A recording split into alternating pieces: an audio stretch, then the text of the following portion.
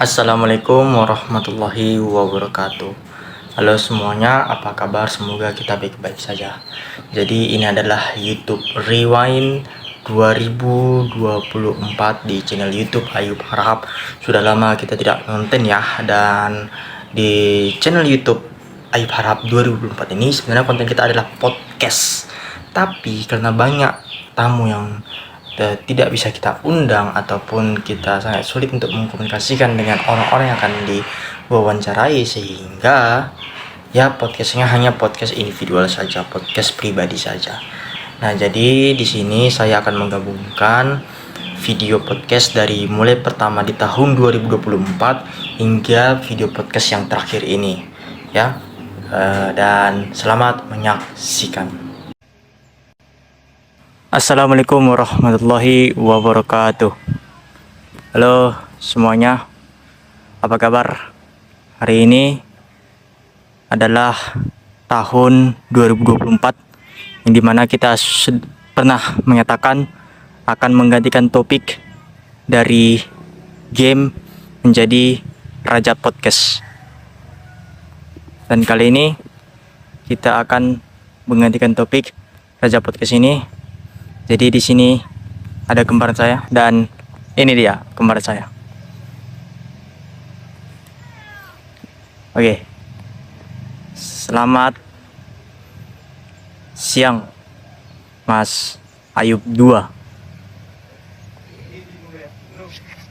Wow. Ini pasti menarik nih perbincangan kita hari ini ya. Hari ini kita akan membahas channel YouTube Ayub Harahap ini itu semenjak kapan berdirinya? Ya, pertama kali saya nonton itu tahun 2017. Jadi akun saya ada sekitar 4 atau 5, nanti bisa dicek lah di deskripsi video ini. Jadi saya punya banyak akun, tapi yang aktif cuma satu akun ini saja. Nah, yang terpenting lagi, kita di sini untuk akun utama ini mulai tahun 2018 kita upload konten dan viewsnya juga nggak terlalu banyak. Baik, apa kesan pertama saudara Ayub kedua pertama kali buat konten YouTube? Oke, kesan pertama saya sih, kesan konten itu kan hanya sekedar hibur-hiburan. Jadi ya nggak ada tujuan lah, random semuanya. Oke, maka dari itu waktu itu kan buat setiap tahun ada topik-topik tertentu. Nah, sebelumnya tahun 2023 kita topiknya tentang game, dan tahun 2024 ini kita topiknya tentang podcast. Itu dia. Jadi tahun 2024 ini saudara Ayub 2 mau target berapa subscribernya? Ya, target saya di sini mau 800 subscriber lah. Ya, itu dia. Oke, terima kasih saudara Ayub kedua. Itu tadi perbincangan kita dengan saudara Ayub kedua.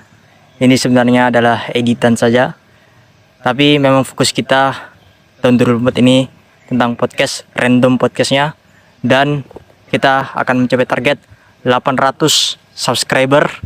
Jadi jangan lupa like, komen, dan subscribe. Terima kasih. Wassalamualaikum warahmatullahi wabarakatuh.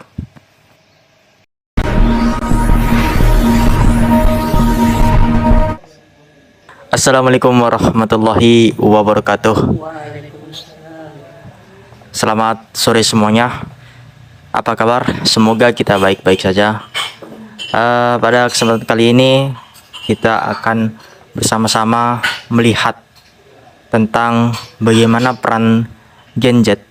Gen Z itu adalah generasi Zenial, yang dimana mereka lahir sekitar tahun 1999 sampai tahun 2012. Nah, mungkin kita juga melihat bahwasanya di tahun 2024 ini sering terjadi namanya partisipasi Gen Z terhadap dunia politik itu lebih sering melihat kepada dunia sosial media ketimbang dunia dunia real ya, dunia real atau dunia nyatanya. Jadi mereka itu lebih menganggap kalau politik itu adalah riang gembira seperti yang layaknya menangnya Prabowo Gibran ya. Dan di sini ada orang tua saya. Beliau tamatan dari IPB, Institut Pertanian Bogor, di jurusan tanah. Ya walaupun nggak sesuai dengan jurusan yaitu di dunia politik, tapi alhamdulillah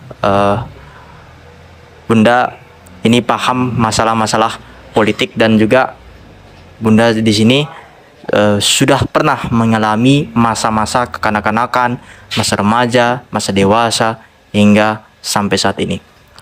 Oke, jadi sekarang kita akan bertanya kepada Bunda. Menurut Bunda, apakah Gen Z saat ini memang betul-betul melek ya, memang betul-betul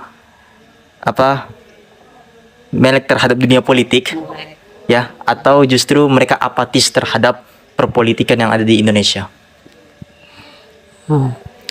Jadi kalau menurut saya generasi zilenial ini ya, kalau secara umum mereka ini masih senangnya yang viral-viral gitu, FOMO.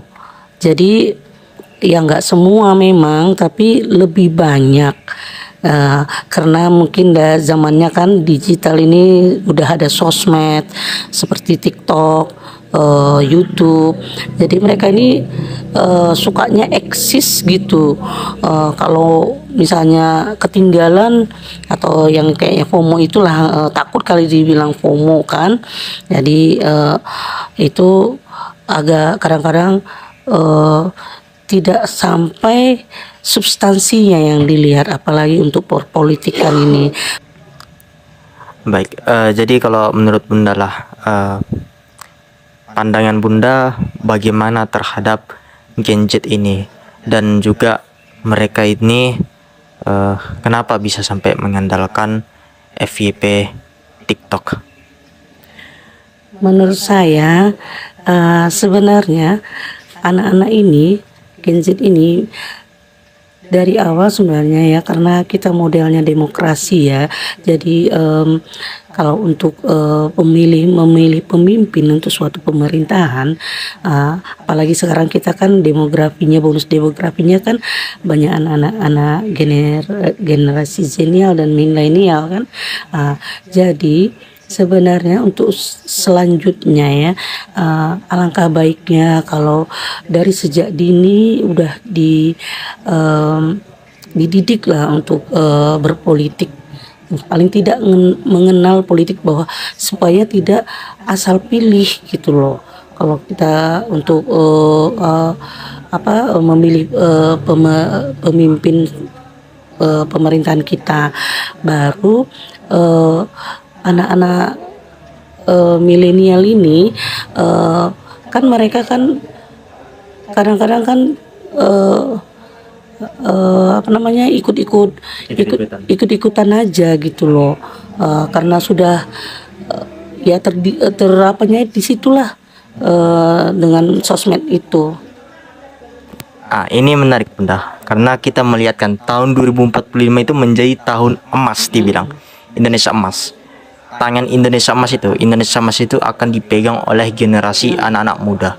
Setelah Gen Z itu ada namanya Gen A, generasi Alpha, yang memang kita melihat bahwasanya anak muda sekarang kan memang betul-betul paham lah situasi politik bagaimana. Mungkin bukan cuma situasi politik saja, tapi juga situasi dunia teknologi, atau juga situasi dunia tradisi, supaya moral dan sikapnya juga ada seperti itu kan. Nah, jadi kalau menurut Bunda sendiri, bagaimana percepatan Indonesia emas ini bagi kami kalangan anak muda agar betul-betul terwujud? Karena takut nih nanti Indonesia emas 2045 justru menjadi Indonesia cemas. Itu gimana pandangan Bunda? Untuk itu makanya untuk anak-anak milenial, mulai dari sekarang memang benar kita harus mengasih posisi tempat buat mereka Cuman mereka ini memang harus diedukasi dulu. Itulah sebenarnya bisa dari sekarang, misalnya peralihan transisi ya dari generasi yang lama ini kan, dengan memilih ya pemimpin yang berkualitas, dan itu akan terdidik sendiri.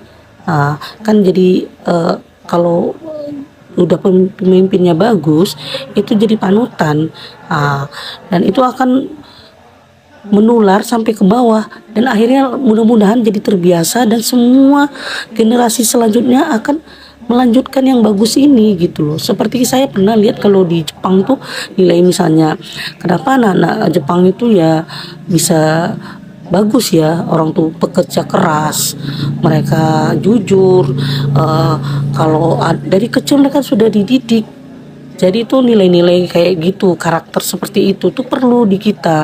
Nah, kita nih mungkin goyah, makanya saya setuju sebenarnya kalau SDM ini emang betul, infrastruktur perlu fisik itu, tapi SDM itu perlu sekali loh, karena buat apa kalau kita sudah punya semua ini tapi mental rakyatnya atau bangsanya masih belum siap atau masih ini, akhirnya ya begitu.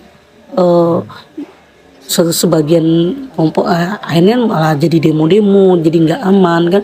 Kalau semuanya teratur bagus, kita rakyat ini juga senang loh.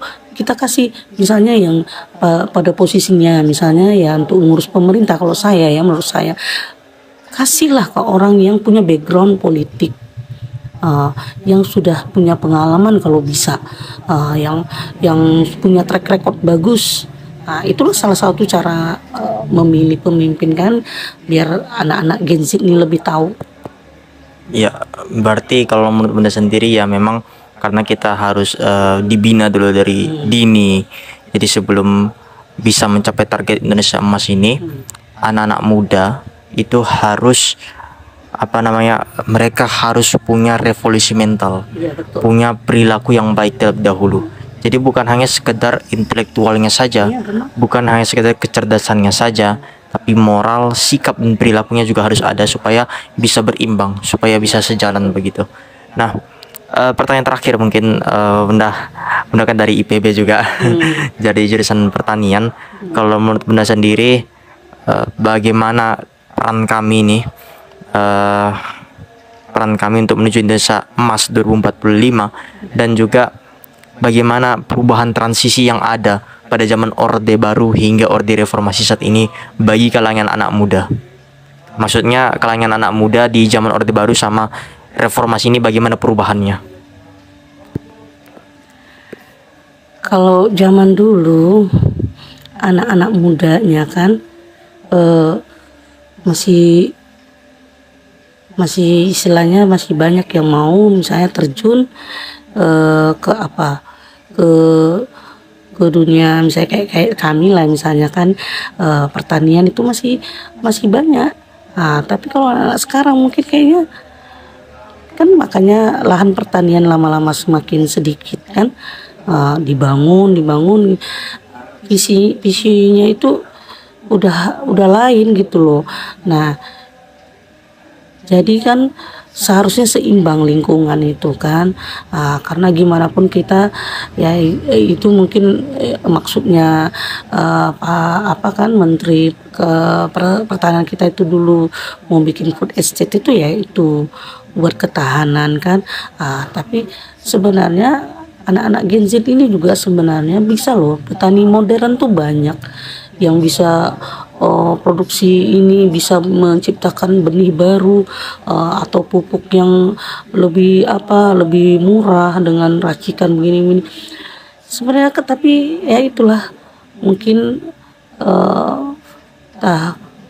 kurang mungkin minatnya atau gimana ya memang tugas-tugas para pendidik lah harusnya mengetuk hatinya tuh. Jadi tapi teringat saya, maksudnya ini perubahan nih yang gimana nih generasi Z ini? Perubahan maksudnya itu anak muda di zaman Orde Baru dengan era reformasi saat ini, bagaimana perubahannya? Apakah memang ada terhadap dunia politik ini?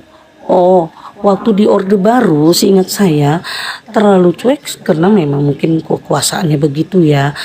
Jadi nggak ada bergerak. Saya heran juga dulu nggak pernah ada yang namanya Rocky Gerung aja nggak pernah speak up dulu. Seingat saya ya, nggak pernah saya tahu ada kritik-kritik ke pemerintahan. Ya berjalanlah itulah 32 tahun, termasuk anak-anak remajanya gitu loh, nggak ada yang ini. Nah, waktu kejadian krisis moneter tahun 98, disitulah titik baliknya, rakyat sudah kepayahan, pada naik semua ini kan. Sementara kan pemerintah selama 32 tahun itu tidak ada dia nampak di media ya kroni-kroninya aja yang apa. Waktu itu begitulah kan, jadi sudah nggak tahan lagi, terjadilah itu kesenjangan sosial namanya. Jadi orang-orang yang rakyat bawah ini yang tidak mampu ini cemburu sama etnis Tionghoa ya, orang Indonesia sih tapi etnis Tionghoa. Waktu itu saya di Medan kan melihat orang Tionghoa masih bisa makan di restoran, masih ini naik mobil ini, cemburu mereka. Sementara nih rakyat kan merasa pemerintah tuh nggak adil gitu, kok nih orang-orang kaya terus itu aja dia nggak ada prihatinnya, sementara kita udah megap-megap gitu. Terjadilah chaos waktu itu, dan itu hampir seluruh Indonesia, seluruh daerah, hampir seluruh, dan memang yang besar-besarannya itu di Jakarta dan semua bergerak. Itu waktu itu ya aktivis-aktivis yang sekarang sudah duduk di DPR itu tuh, atau aktivis 98 itu di Sakti di Semanggi, jalan apa lingkaran Semanggi itu kan.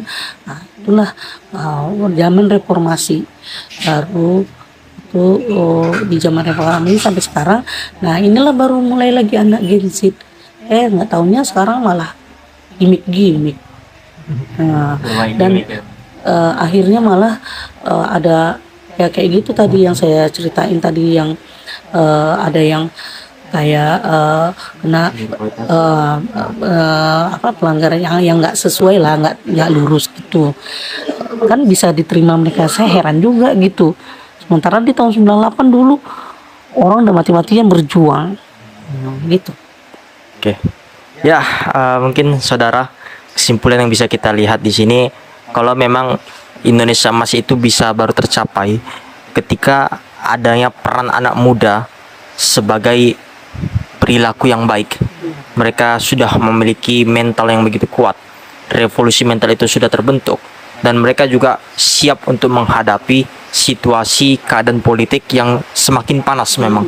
Karena semakin majunya, semakin pesatnya perkembangan ini, banyak beberapa inovasi baru dan juga banyak beberapa gaya-gaya baru di gaya politik, gaya perpolitikan Indonesia saat ini. Dan mungkin cukup sekian yang bisa saya sampaikan. Saya Muhammad Ayub Arhab dan ini adalah bunda saya. Mohon maaf jika ada salah kata. Terima kasih. Wassalamualaikum warahmatullahi wabarakatuh. Assalamualaikum warahmatullahi wabarakatuh.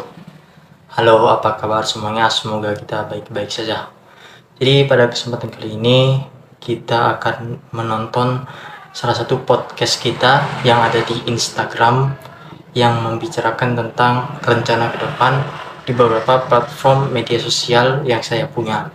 Nah, untuk kedepannya mungkin masih banyak yang belum kita upload juga, karena narasumber yang kita cari ini juga agak sulit ya, siapa yang mau kita jadikan narasumber di podcast kita ini ya.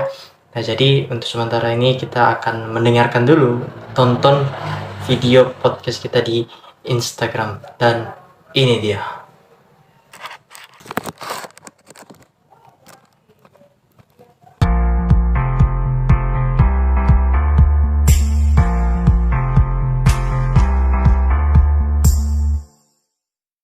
Oke, tadi Ayub mahasiswa ilmu pemerintahan ya. Iya. Berarti fisip juga ya. Iya. Ilmu sosial banget ya.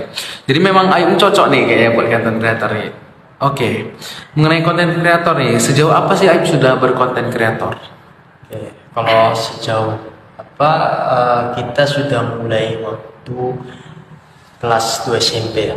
Waktu itu saya ingat betul, pertama saya ngontennya itu di YouTube. Jadi setelah di YouTube baru ngonten di TikTok. TikTok, habis itu di Instagram. Barulah makin lama makin berkembang. Nah, sebenarnya di Instagram ini saya bukan untuk konten tujuan utamanya, tapi untuk mencari informasi aja. Karena saya baru main Instagram waktu saat mau hendak mencari perguruan tinggi. Jadi memang sebelumnya itu buat konten hanya di YouTube ya. Iya. Nah, jadi karena saya salah satu teman dari Ayub ini kan, jadi kami juga sudah lumayan lama kenal. Jadi saya juga ya keluar di beranda konten-kontennya Ayub ini, dan saya juga tidak sedikit mendengar komentar dari teman-teman kita yang lain. Ayub ini kalau bikin konten pelawak gitu, dalam tanda kutip itu tidak ada tujuannya. Absurd sekali. Jadi apa tujuan Ayub itu buat konten itu? Itu ya. Oke, saya akan jawab di sini ya. Kalau konten di Instagram ini memang kita sengaja buat absurd. Nah, itu memang yang pertama, memang saya buat faktornya memang sengaja. Yang kedua, ya saya nggak bisa edit gitu. Sebenarnya mau ngedit magic, cuma ya hasilnya amburadul. Tapi tetap di posting ya nggak apa-apa lah, hanya sebagai mentahan saja lah kalau dibilang di situ. Jadi memang kami kadang teman-teman yang Ayub ini melihat ini Ayub ini sedang gabut atau ngelawak ini. Jadi ya kenapa Ayub? Selain itulah alasan Ayub berkonten itu apa? Alasan utamanya. Alasan utama yang benar-benar ingin Ayub aktif lagi di konten setelah lama dari SMP itu tidak aktif, dan ketika masuk dunia kuliah ingin aktif, itu kenapa Ayub? Itu karena saya juga ingin mengisi kekosongan ya. Dalam kegabutan ya, kita daripada buat yang yang tidak baik. Jadi ya saya buat kekosongan itu dengan membuat konten. Jadi buat konten ya, atur waktunya juga. Kalau misalnya lebih utama lagi kuliah, ya utamakan dulu kuliah. Nah, begitu. Nah, kalau buat konten ya paling kita akan buat pas jam-jam kosong saja. Jadi memang tujuan Ayub buat konten ini adalah mengisi waktu kosong. Iya. Jadi mengenai waktu kosong nih, Ayub, apakah Ayub sebagai mahasiswa sosial nih ada join organisasi sosial juga ya, internal maupun eksternal ya? Ini menarik sih kalau dibahas. Kalau tentang organisasi, ada organisasi eksternal. Iya. Kalau bisa dilihat di beranda saya, itu beranda story, saya gabung di HMI, Himpunan Mahasiswa Islam. Jadi Ayub di Himpunan Mahasiswa Islam. Iya. Dan teman-teman ya, FYI untuk teman-teman nih, kami buat ini di gedung HMI. Jadi kami buat ini di gedung Himpunan Mahasiswa Islam. Saya baru pulang dari kampus, masih gunakan baju kampus ini, diundang Ayub langsung ya untuk datang ke gedung sini. Kita akan melakukan sedikit-sedikit tanya jawab kepada Ayub nih. Jadi ya ini konten dadakan sebenarnya, cuman walaupun dadakan kita akan melakukan yang terbaik ya, gitu ya. Jadi ya ngomong-ngomong soal terbaik nih, apa hal terbaik yang ingin Ayub lakukan dan Ayub ingin berikan kepada penonton Ayub? Hal yang terbaik sih ya, kita akan ubahlah nanti topik di tahun 2024 nanti. Mungkin topik yang nggak jelas, random lah kalau dibilang. Ya. Kita akan fokuskan ke satu tema, ke satu topik di sini. Dan apa itu kalau boleh tahu? Kalau untuk di Instagram, rencana kita akan buat topik tentang lifestyle. Lifestyle ya. Temanya seperti Mas Atta Halilintar atau kayak Ria Ricis, di mana ya kehidupan pribadi atau kehidupan lifestyle di situ. Nah. Kalau di YouTube mungkin agak ngarah ke podcast di situ. Nah, ini ngomong-ngomong Ayub juga kan seorang mahasiswa Ayub kan. Jadi lokasi kampus Ayub ini di mana Ayub? Apakah ada suatu hal yang bisa dijadikan konten dari lokasi kampus Ayub ini? Kalau lokasi kampus saya itu, kalau di Tanjung Pinang kan kita berbeda pulau. Ada yang satu pulaunya itu berbeda. Jadi di Tanjung Pinang itu ada pulau yang Dompa itu. Jadi kita kalau mau ke kampus tuh nyebrang pulau lagi. Ya, jadi FYI untuk teman-teman, kampus Umrah ini adalah kampus, mungkin saya bisa katakan satu-satunya kampus perguruan tinggi negeri PTN yang ada di pulau sendiri. Jadi di luar pusat kota Tanjung Pinang gitu ya. Ya, betul. Untuk pergi ke kampus Umrah itu wajib 100% harus lewati jembatan, benar ya? Jadi mungkin karena bertepatan juga kita di Kepri, di Selat Malaka, selat yang paling ramai di dunia ini, mungkin kalau saran dari saya yuk, bisa yuk bikin konten gimana sih rasanya berkuliah di PTN, bukan perguruan tinggi negeri, tapi perbatasan 3 negara. Mungkin gimana yuk? Boleh, Sarannya. boleh kita buat kayak gitu kan. Ada Iman Live gitu. Iya boleh. Ada Iman Live, Ayu Rahab, ya kan? Iya. Visip umrah gitu. Dan juga umrah kan sekarang lagi gencar-gencaran pembangunan nih. Iya. Mungkin Ayub bisa mengontennya itu. Ya. Atau mungkin Ayub ingin konten dengan Pak Rektor. Mungkin atau dengan kajurnya, prodi dengan dekannya mungkin. Atau dengan himpunan mahasiswa internal Visip gitu. Ini gimana Ayub? Bisa aja kita buat seperti itu ya. Ya, cuma kita lihat juga batasan kita itu kita undang tamu ya harus sopan juga. Oh, ya. Nah, kalau ke yang orang-orang besar ya agak sulit juga. Sulit, Cuma kita ya. usahakan. Nah, ini Kan kan ini awal karir. Nah, iya, berhubungan Ayub juga anak sosial nih. Mungkin Ayub bisa bikin konten yang membahas isu sosial, isu-isu politik mungkin. Kalau yang isu-isu sosial dan politik itu sebenarnya sudah ada di akun saya yang kedua, itu namanya akun Ayub Harahap 07. Jadi akun Ayub Harahap 07 ini dia khusus untuk membahas tentang edukasi dan politik tadi. Sedangkan yang di akun pertama ini kita membahas ya sekedar konten lucu-lucuan saja. Tapi nanti di tahun 2024 mungkin itu kita akan buat ya satu topik tadi yang bisa jadi kayak lifestyle.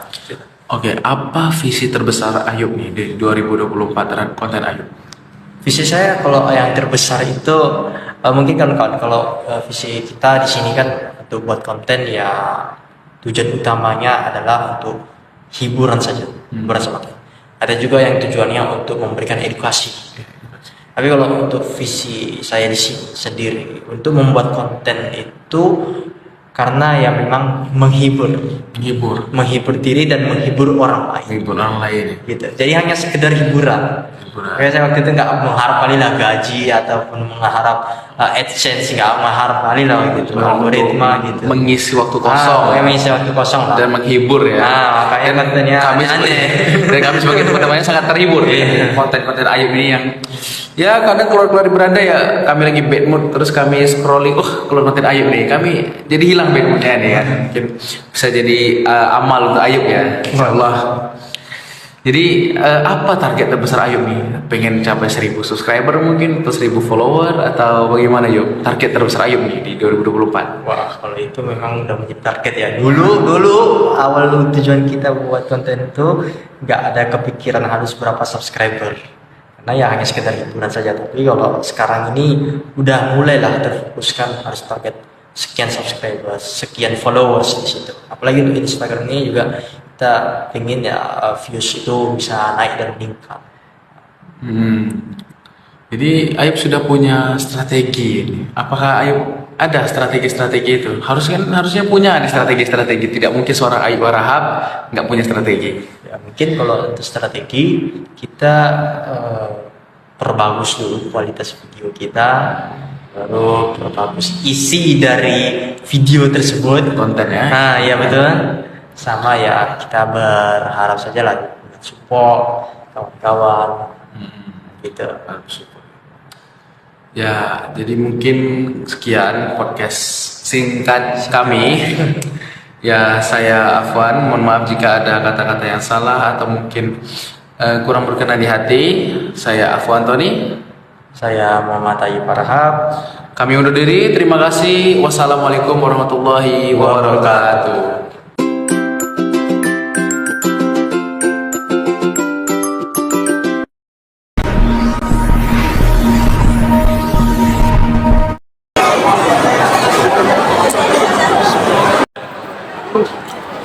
Baik, assalamualaikum warahmatullahi wabarakatuh. Kembali lagi di channel YouTube Ayub Harahap. Sekarang di sini kita bersama kawan kita yang bernama Muhammad David Sapurta. Itu ya kan namanya? Iya. Atau nama yang lain nih? Bukan Muhammad David Saputra atau ada nama panggilan gitu? Nama panggilan itu ya David aja. David aja. Nggak ada nama panggilan yang lain nih. Nggak ada. Oh, Ya, oke. Jadi saudara David, kawan kita ini sering mengikuti perlombaan azan dan dia juga sering mengisi ceramah lewat via WhatsApp. Dan kalau kita lihat ini pengalamannya juga tidak kaleng-kaleng. Dan saya pernah bertarung dengan dia, tapi bukan bertarung secara fisik nih. Bertarungnya itu ya dalam arti kita mengikuti perlombaan azan yang diselenggarakan di mall di Tanjung Pinang ya, seperti itu kan. Nah, saudara David, saya mau tanya kepada saudara, bagaimana sih rasanya ikut perlombaan azan? Oh, rasanya itu sangat bagus. Azan kemarin pernah di TCC. Aku pernah ikut juga kan di TCC. Oh ya, kita kan satu kontestasi. Yang di TCC itu, Masya Allah, itu pertandingan itu pesertanya itu banyak-banyak yang pintar-pintar semua. Tahu lagi dari anak gitu. Jadi pengalaman anak itu sangat istimewa lah buat anak gitu. Bisa, alhamdulillah anak juara 2 kemarin tuh. Dan yang juara 1 siapa, yang juara 3 siapa anak nggak tahu juga. Yang penting anak juara 2, kalau maju gitu kan. Jadi untuk perlombaan pengalamannya sangat menarik gitu. Jadi itu aja. Dengan seringnya juara, pasti kan David kan ada keinginan, cita-cita yang akan digapai. Entah dia jadi ustadz ataupun jadi guru. Kira-kira nanti tahun ke depan ataupun rencana ke depan mau seperti apa ini, Mas David? Ya, rencana ke depannya insya Allah kalau ada panjang umurnya mau melanjutkan ke sekolah-sekolah menjenjang tinggi yang berikutnya gitu. Kalau dikasih kesempatan nih, misalnya David tahun kita ini dikasih beasiswa ke luar negeri, dan saudara pernah nyatakan ke saya kan, kalau mau kuliah di dalam negeri aja nanti tahun berikutnya setelah tamat sekolah gitu, tamat SMA. Jadi kira-kira nanti pilih apa ini? Kuliah di dalam negeri karena dekat dengan orang tua atau kuliah di luar negeri? Ya kalau masalah keluarga nih, kalau keluarga kan nggak mau jauh-jauh kan, jadi insyaallah kalau ada rezeki sekolahnya dekat-dekat orang tua lah gitu, atau kuliah dekat orang tua. Misalnya di sini ada stand kan? Ada. Kan? Di situ anak ikut juga karena dekat dengan orang tua. Oke. Yang paling menarik nih, Mas David kan, saya merasa beliau ini punya karismatik. Karismatik itu maksudnya dalam artian beliau punya jiwa kepemimpinan dalam mengatur murid-muridnya. Nampak dimana beliau pingin sekali jadi guru ataupun ustadz. Kira-kira Mas David itu lebih mengarah kemana sih? Prioritasnya itu lebih suka Prioritasnya kayak mana tuh? maksudnya lebih suka menjadi ustadz atau jadi guru atau dua-duanya? Dua-duanya lah. Dua-duanya. Ustadz kan juga guru. Ustadz itu artinya pembimbing. Ustadz itu gimana tadi? Ustadz itu artinya pembimbing. Pembimbing sekaligus guru. Guru bagi yang dididiknya. Gitu. Sama juga dengan guru. Guru ada yang sangkut pautnya dengan ustadz gitu. Cuman ustadz pengalamannya lebih banyak, ilmunya kan lebih tinggi. Kalau asal udah dibilang ustadz kan pasti dia tahu tahlil, kan udah banyak tuh di pengalamannya kan. Kalau guru mengajar, membimbing, mendidik anak-anak muridnya gitu. Ya gitu. Wow. Oke, yang paling menarik nih, kata-kata mutiara lah dulu. Siapa tahu kita jadi termotivasi kan dengan saudara David nih. Kata-kata mutiaranya, barang siapa yang mengerjakan pekerjaan dengan mudah, maka dia termasuk orang-orang yang pintar. Dan namun barang siapa yang mengerjakan pekerjaannya dengan susah, maka belajarlah kalian dengan pintar. Masya Allah, ini luar biasa kawan kita yang satu ini. Semoga nanti cita-citanya tercapai dan nanti bisa kuliah juga Dan kalau bisa ke Al Azhar lah, Mesir. Kalau ada kesempatan. Oke, mungkin cukup sekian yang bisa saya sampaikan, dan cukup sekian. Jika ada sekata, saya minta maaf. Wassalamualaikum warahmatullahi wabarakatuh. Assalamualaikum warahmatullahi wabarakatuh.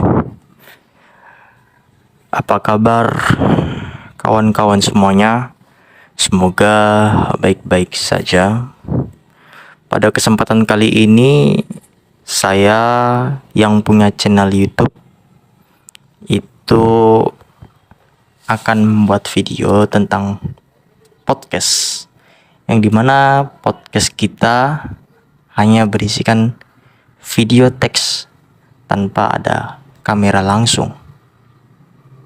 Menarik kalau kita membahas konten video ini mulai dari awal berdirinya channel ini. Kawan-kawan semuanya, bisa kita lihat, saya sendiri mengonten sudah mulai tahun 2017. Jadi akun saya itu sudah banyak sekali. Akan tetapi yang aktif cuman satu akun ini saja. Yang 500-an, ada sekitar 523 subscriber lah dia itu. Dan yang paling menariknya, kita sendiri pernah membuat konten tentang game, tentang live kehidupan, eksperimen, dan masih banyak lagi. Jadi awal saya itu mulai konten ketika tahun 2017 itu. Waktu itu mungkin sekitar umur SMP lah ya, kelas 9 ya. Ya mungkin masih sekitar segitulah. Saya udah lupa ingat juga. Di situ saya melihat ada tombol YouTube. Nah, dengan penasarannya tombol YouTube tersebut, disitulah saya membuat konten awal mulanya. Awal mula saya buat konten. Jadi kita upload cuma biasa-biasa aja. Ya, konten pertama saya ya tentang game di channel YouTube Muhammad Harhab. Nanti kawan-kawan bisa lihat di deskripsi. Lalu habis itu fokuslah tentang konten game. Dan di channel pertama kali yang dibuat itu sudah mencapai sekitar ribuan viewers, seribuan penonton. Itu saya sangat senang sekali. Awal mula konten hanya sekedar hiburan. Tapi selama kuliah ini, tujuan dari hiburan tadi malah beralih ke tujuan monetisasi. Yang dulunya saya ngonten hanya sekedar hiburan, sekarang ngonten ya untuk mendapatkan cuan. Ya seperti itulah dinamikanya kawan-kawan di dalam dunia perkontenan kreator ini. Dan yang aktif inilah dia, satu-satunya channel yang aktif. Dan yang paling menarik, waktu sekitar tahun 2019 kayaknya, ya nanti bisa cross check kembali channel saya yang namanya Berita Sport TV. Situ ada kawan-kawan. Di situ saya ingin membuat channel tentang pertelevisian, televisi, media, tapi dia berbentuk media sosial. Sampai sempat buat blognya pakai template dan masih banyak lagi. Dulu sangat ambisi waktu masih SMP dan SMA itu. Tapi semenjak perkembangan waktu ini, waktu yang berjalan ya mulai memudarlah sedikit ambisi-ambisi tersebut, dan bahkan melihat realitanya. Ya sebenarnya profesi utama bukan dari konten kreator. Kalau disebut saya konten kreator, masih disebut konten kreator pemula. Apalah daya kalau misalnya kita adu nasib di sini. Sebenarnya tidak boleh ya. Mulai tahun 2017 sampai ini sekarang 2024. Berarti sudah ada 8 tahun, sekitar 8 tahun. Mengonten udah 8 tahun. Itu luar biasa kawan-kawan. 8 tahun kita mengonten, dan yang channel aktif ini dibuat pada tahun 2018. Bayangkan. Luar biasa itu. Ya. Dan saya sangat senang sekali ketika ada salah satu video yang mencapai 50.000 viewers, 50.000 penonton. Nah, ini semangat sekali kawan-kawan. Kaget 90 subscriber tiba-tiba berubah menjadi 247 subscriber. Akan tetapi disinilah saya mulai patah semangat dalam mengonten, dan jarang kita buat konten. Ya, kalau kita lihat kan konten saya itu 1 bulan baru upload, 1 bulan baru upload, bahkan berbulan-bulan nggak pernah upload, baru upload lagi itu. Dulu tiap hari saya upload. Tapi banyak sekali konten saya yang kena hak cipta. Itulah yang membuat saya memudar dalam mengonten. Dan yang paling nyeseknya waktu itu, konten yang 50.000 views itu kena hak cipta. Ya, tapi ya mau gimana lagi, nasi sudah jadi bubur ya, kita tidak boleh salahkan kondisi juga. Ya, ini bukan tentang podcast adu nasib, tidak. Ini hanya memberikan semangat kepada kawan-kawan dalam mengonten. Mungkin banyak para YouTuber yang lebih daripada saya. Ya. Lebih, mereka bahkan lebih parah mungkin. Bisa jadi. Yang udah berpuluh-puluh tahun. Bayangkan dulu Just No Limit. Itu dulu subscribernya cuma berapa? Tapi sekarang tanpa disangka-sangka berjuta-juta subscriber. Begitu juga dengan YouTuber lainnya.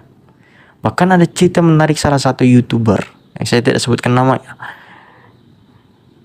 Dia berapa kali hapus akun, baru buat akun, hapus akun, buat akun lagi. Karena apa?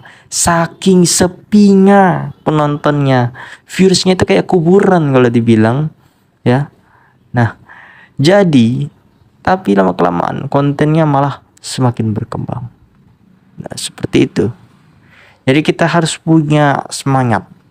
Ya mungkin introspeksi diri kita dalam menjiwai konten kreator ini.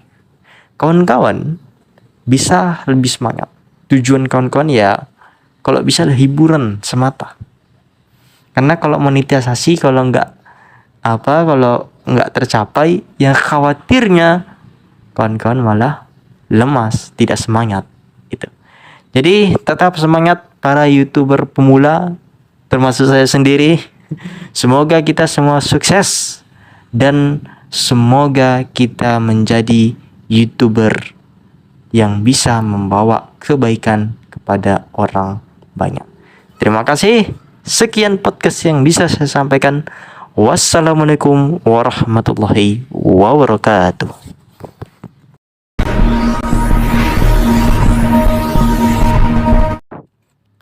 Assalamualaikum warahmatullahi wabarakatuh.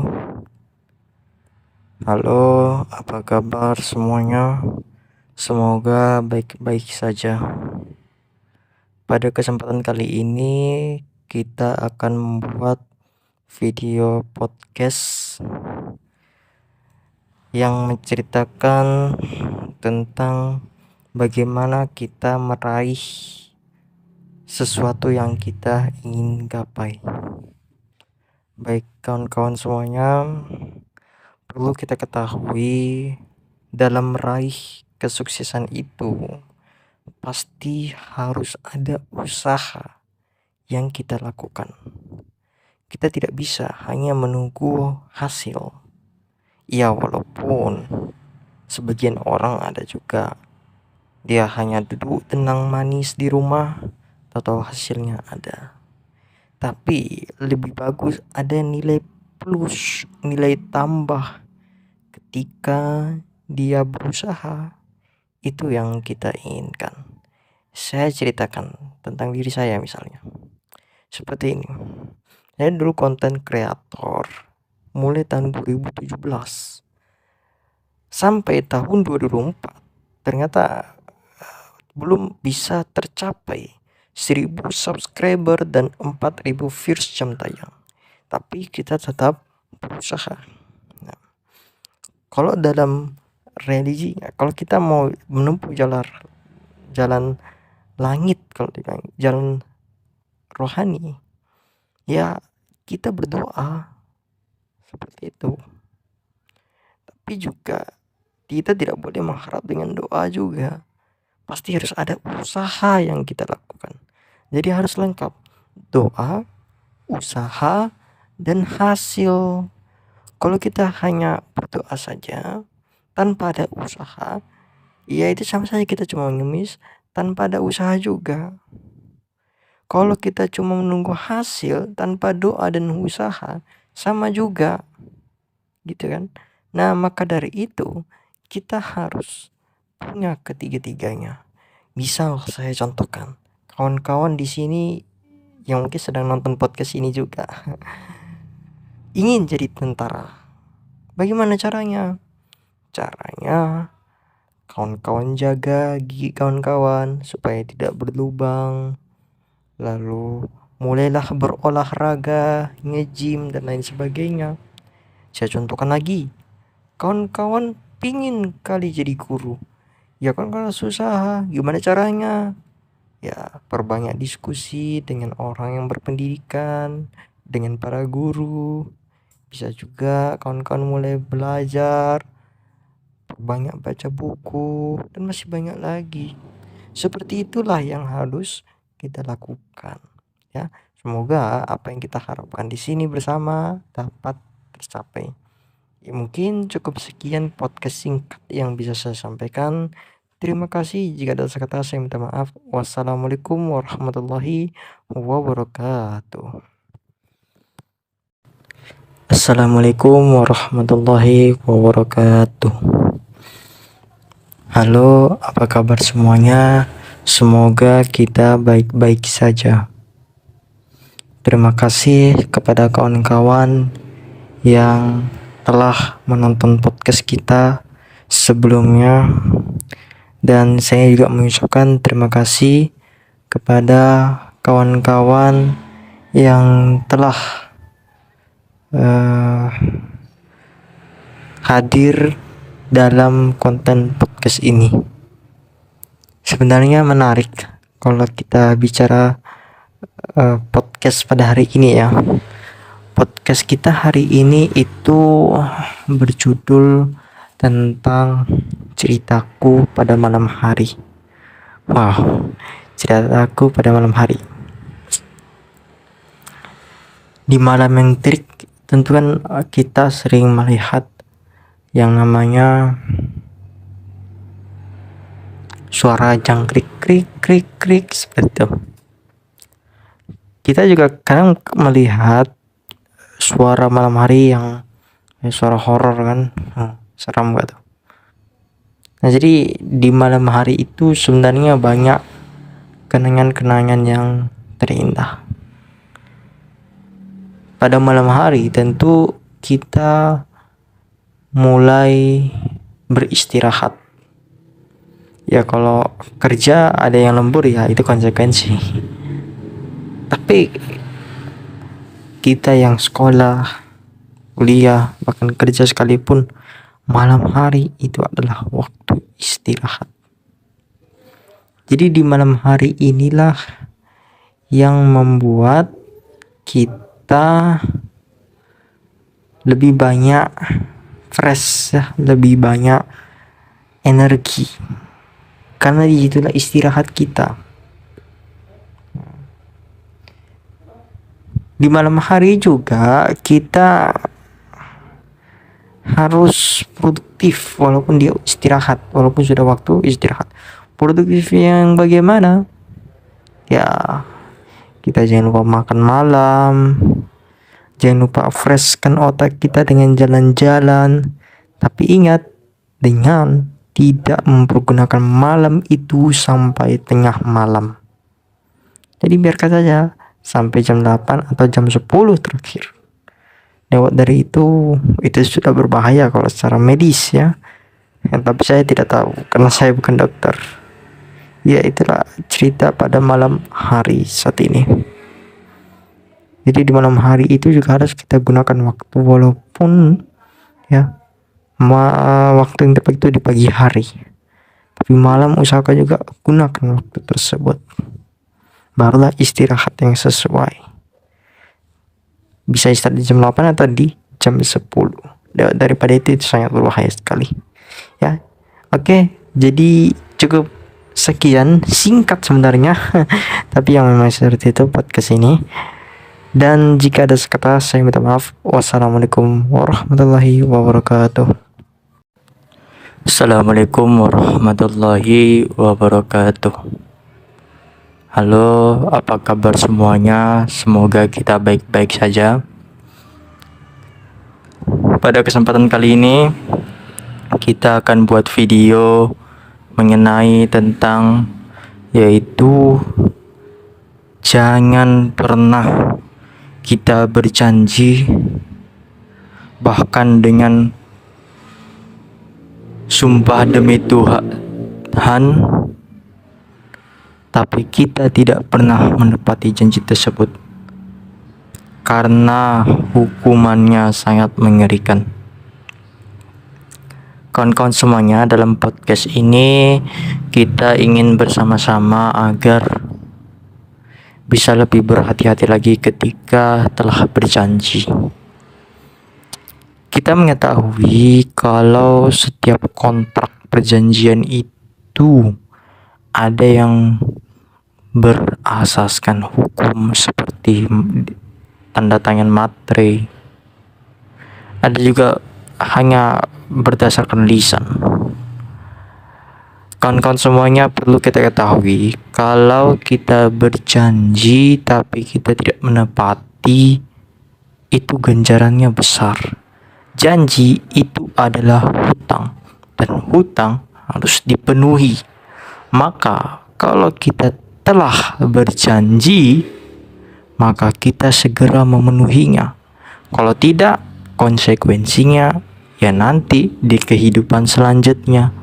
Begitu. Sering juga kita dengar, mungkin bagi yang muslim, kata insya Allah. Kata insya Allah ini hanya dipergunakan untuk mengelabui orang agar dia tidak berjanji. Padahal kata insya Allah ini adalah kehati-hatian seseorang dalam berjanji. Misal, bro, nanti jam 12 siang ini kita pergi ke tempat Ustadz ya. Nah, kata kawannya ini insya Allah, dan tahu-taunya dia tidak menepati pas di jam 12 dan dia asik main HP terus. Jadi stigma masyarakat, bahkan ada sekeliling kawan kita, kalau ada orang yang berjanji dengan mengatakan insya Allah, itu 90%. Bukan gitu. Insya Allah itu bukan dipergunakan untuk mengelabui janji. Jadi untuk apa? Saya contohkan, bro, nanti jam 8 malam kita jangan lupa ya makan malam di tempat Kong Acan misalnya. Kong Acan itu nama samaran lah kita anggap. Nah, kata kawannya insya Allah, dan pas di jam 8 malam tiba-tiba dia sakit atau tiba-tiba dia ada kendala lain, maka tidak masalah dia hubungi si kawannya, maaf ya saya ada kendala lain, maaf ya saya sakit hari ini, nggak bisa ngapa-ngapain gitu. Dan itu tidak dipermasalahkan, karena dia menyatakan tadi insya Allah. Insya Allah itu artinya apa? Ya, artinya adalah semoga Allah menghendaki. Itu artinya. Berarti kalau Allah berkehendak, Tuhan kita berkehendak, maka terpenuhi janji. Seperti itu. Jadi kata insya Allah ini dipergunakan saat kita berjanji tapi khawatir tidak bisa terpenuhi, maka ucapkan insya Allah. Bukan malah dipergunakan atau dimainkan. Saya malas lah, bilang aja lah insya Allah gitu. Tidak seperti itu. Oke? Nah, jadi hati-hati dengan kalimat kata insya Allah tersebut bagi kita muslim. Dan yang lainnya juga begitu. Mungkin bukan dari agama Islam saja, agama Muslim saja. Kawan-kawan yang lain juga, kalau ketika berjanji penuhilah. Ada hanya dua jawaban, iya atau tidak. Iya atau tidak. Atau juga bisa dipergunakan lihat nanti. Kalau ragu-ragu lihat nanti. Seperti itu. Ya. Oke. Jadi seperti itulah yang kita sampaikan. Terima kasih. Jika ada salah kata, saya minta maaf. Wassalamualaikum warahmatullahi wabarakatuh. Assalamualaikum warahmatullahi wabarakatuh. Halo, apa kabar semuanya? Semoga kita baik-baik saja. Pada kesempatan kali ini kita akan menceritakan sedikit pengalaman berharga, yaitu bagaimana sih kita bisa membahagiakan kedua orang tua. Ya, kalau membahagiakan kedua orang tua itu adalah impian semua orang ya, kita mengetahui itu. Tetapi yang menjadi poin utamanya adalah proses dan hasil yang kita lalui itu bagaimana agar orang tua bisa menjadi bahagia. Seperti itu. Kadang kita juga berpikir bahwa kita ini seperti beban orang tua dan masih banyak lagi. Ya. Tentu sangat mulia cita-cita seseorang, yaitu membahagiakan kedua orang tua. Karena itu merupakan pertanda yang sangat baik. Ganjarannya, kebaikannya, rezekinya insya Allah pasti lancar. Dalam podcast ini kita mau bicara mengenai tentang kondisi kedua orang tua kita. Coba kita lihat bagaimana dikala mereka masih muda, mereka bersusah payah untuk mengurus kita waktu bayi. Kecil digendong, diberi makan, diberi susu. Dan ketika kita sudah beranjak dewasa, mereka membiayai kita sekolah, bahkan membiayai kita untuk yang sudah berkeluarga, dan masih banyak lagi. Rasa kasih sayang orang tua itu sangat besar kepada kita. Jadi untuk kawan-kawan yang semuanya, jangan pernah menyakiti orang tua sekalipun. Karena cinta kasih sayang orang tua itu sangat besar sekali. Jadi begitu kawan-kawan ya. Semoga kita bisa berbakti kepada orang tua dan kita bisa tulus dan ikhlas merawat kedua orang tua kita. Terima kasih. Itu saja podcast singkat yang saya sampaikan. Wassalamualaikum warahmatullahi wabarakatuh. Assalamualaikum warahmatullahi wabarakatuh. Halo, apa kabar semuanya? Semoga baik-baik saja. Pada kesempatan kali ini kita akan membahas tentang semangat hidup untuk menggapai cita-cita. Nah, ini penting nih kawan-kawan. Dalam podcast ini kebanyakan video-video kita kan tentang motivasi. Ya, karena kita akan menggerakkan diri kita supaya lebih semangat lagi belajar, semangat lagi untuk cari kerja, semangat lagi untuk berjuang, berusaha, berdoa, dan lain-lain. Perlu kita ketahui, kalau hidup ini merupakan sesuatu anugerah dari Tuhan Yang Maha Kuasa. Jadi kita jangan pernah sampai menyesal dalam hidup, kecuali akibat perbuatan kita sendiri, kesalahan kita. Tapi itu pun juga tidak bisa dibuat berlarut-larut. Kita harus bangkit lagi. Itu kunci utamanya. Ketika kita hidup di dunia ini, ada sesuatu yang ingin kita raih dan kita gapai. Tapi kadang kita bingung. Kita mau meraihnya, khawatir tidak tercapai. Nah, itu sifat yang pesimis, bukan optimisme.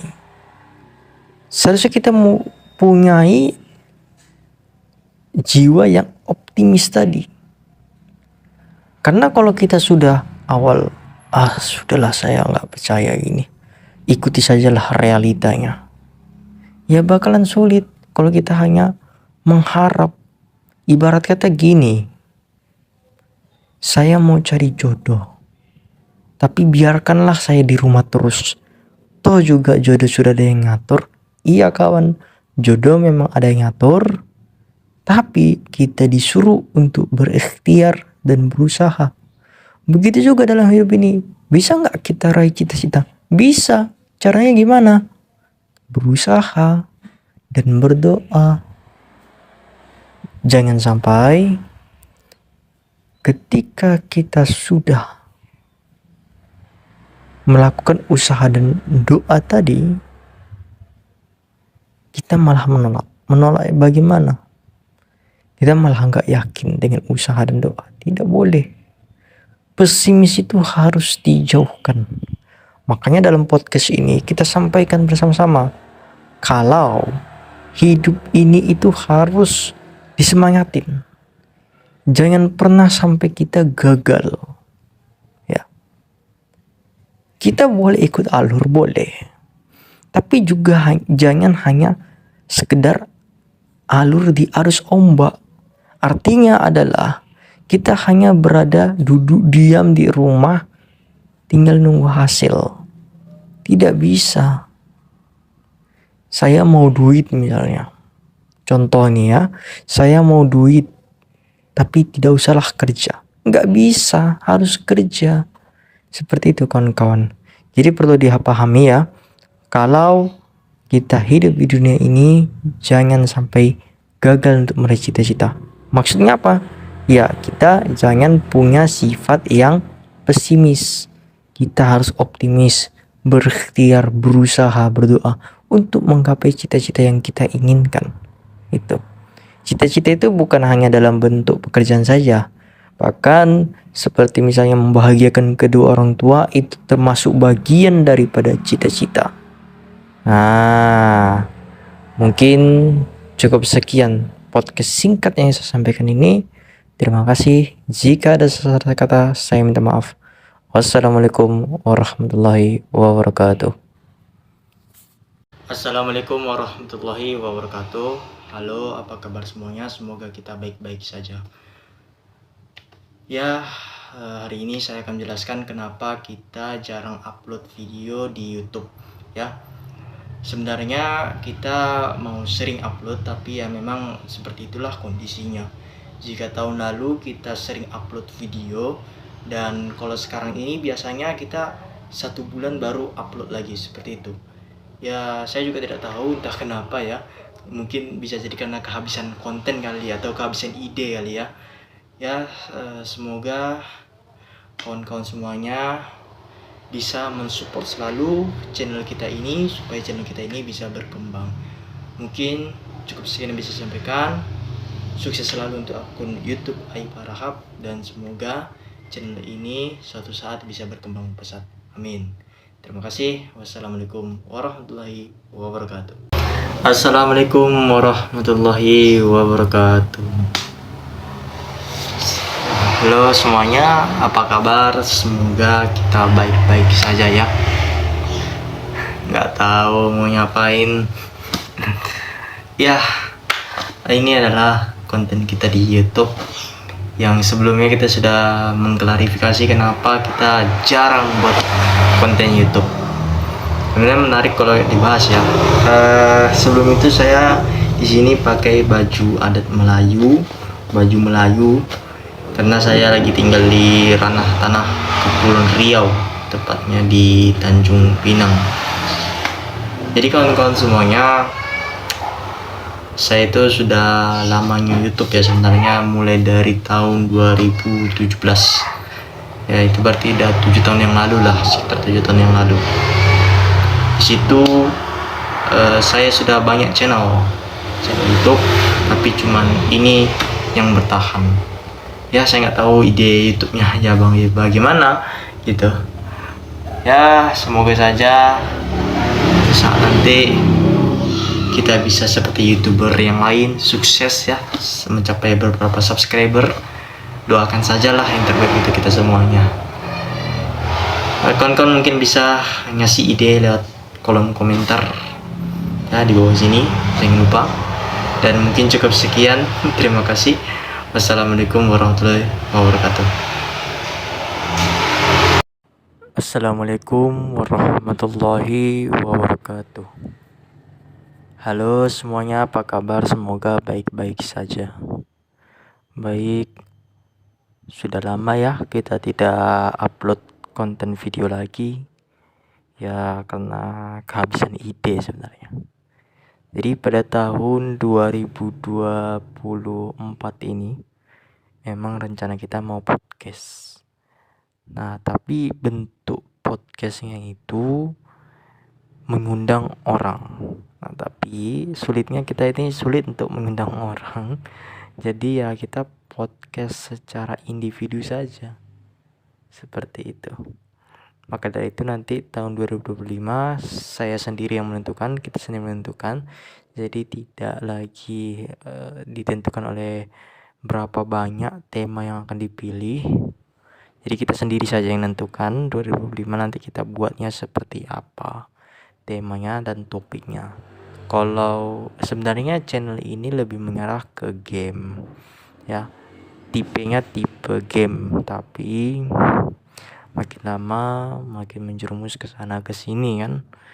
Kadang kita podcast iya, konten random iya, dan masih banyak lagi. Tapi kalau untuk saat ini kita podcast dulu. Tahun 2025 baru nanti ganti. Dan fokus ke 2025 itu, dan itulah tipenya sampai selama-lamanya seperti itu. Jadi itu ya di dalam konten ini rencana kita masa depan. Rencana kedepannya untuk channel YouTube Ayu Parahap. Ya itu aja, singkat saja. Terima kasih. Jika ada salah kata saya minta maaf. Wassalamualaikum warahmatullahi wabarakatuh. Baik, itu dia tadi podcast di tahun 2024. Jadi channel di akun YouTube Ayu Parahap ini fokus kita adalah ke podcast. Nah, tapi di tahun 2005 sehingga dengan seterusnya kita akan memfokuskan channel kita ini ya ke daily life, kehidupan pribadi, kehidupan sehari-hari. Jadi seperti nge-vlog atau apa gitu. Nah, itu yang kita fokuskan nanti di tahun 2005 dan seterusnya. Jadi nggak lagi berganti-ganti topik. Dan untuk kawan-kawan semuanya, saya juga ada channel YouTube yang baru, channel YouTube yang kedua, yaitu channel YouTube tentang game. Lalu juga ada channel YouTube yang lainnya. Terima kasih. Wassalamualaikum warahmatullahi wabarakatuh.